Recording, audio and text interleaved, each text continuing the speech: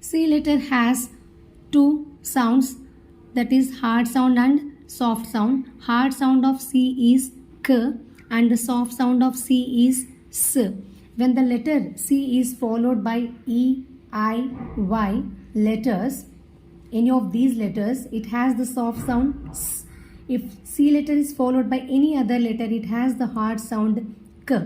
For example, in previous video, I have explained till here, and let us start from here. K, A, B, L, cable. K, A, F, cuff. M, I, S, mice.